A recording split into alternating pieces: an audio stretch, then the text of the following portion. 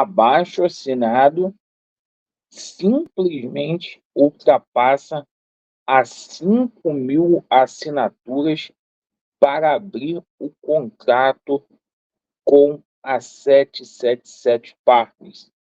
Ganha força a saída da 777 Partners do Clube de Regatas Vasco da Gama. Falaremos sobre a situação do jogo treino ontem, diante de muito sufoco, uma equipe com muitas mudanças. O Vasco venceu a equipe do Volta Redonda por 2-0. E o que esperar dessa equipe do Vasco para a estreia do Campeonato Brasileiro já no dia 13 contra a equipe do Grêmio?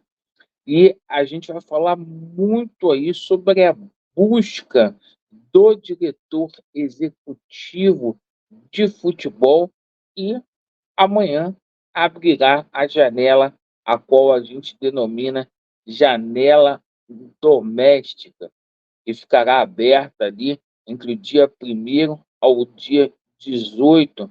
E qual a expectativa que o torcedor do Vasco deverá ter para essa janela aí? Isso e muito mais. Eu peço a você que não é inscrito, para você se inscrever no nosso canal, principalmente você que está descontente com o atual momento que o Vasco da Gama vivencia. Deixe o seu like ou o seu dislike e ativem o sininho.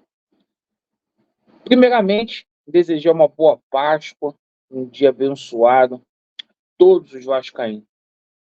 Ontem o Vasco, São Januário, fez um jogo treino que o Vasco sofreu para vencer o Volta Redonda. Quem lá estava disse que o Vasco da Gama fez um primeiro tempo pífio. O Vasco foi muito mal. O Vasco só obteve êxito depois que o Ramon Dias fez várias substituições no time.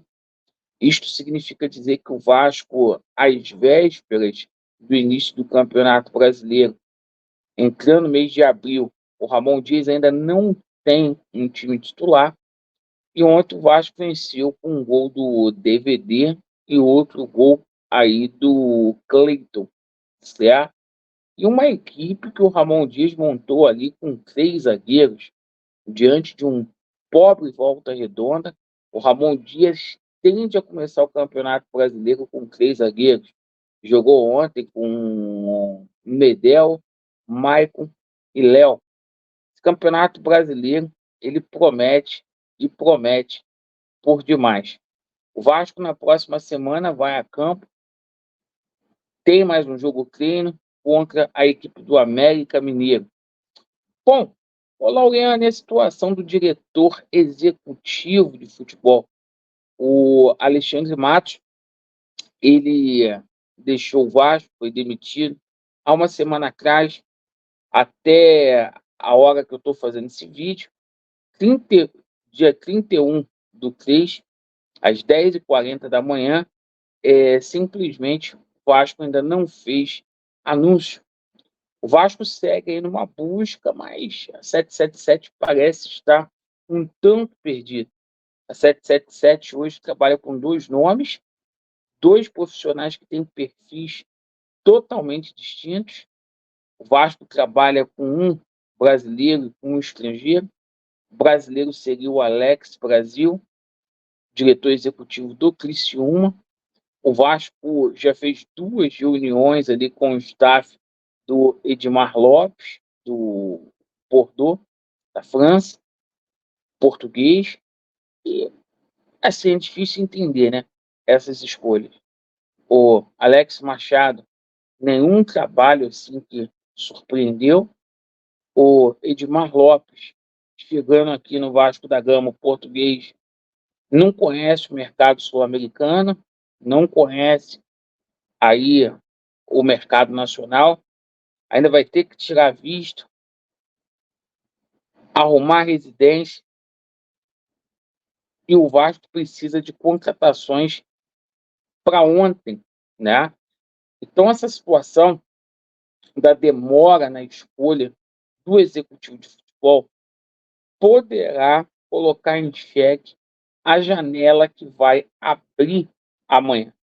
Isto porque hoje o Lúcio Barbosa acumula a pasta aí de diretor executivo do futebol e, segundo foi dito na mídia, o Ramon Dias está ajudando no processo de contratação.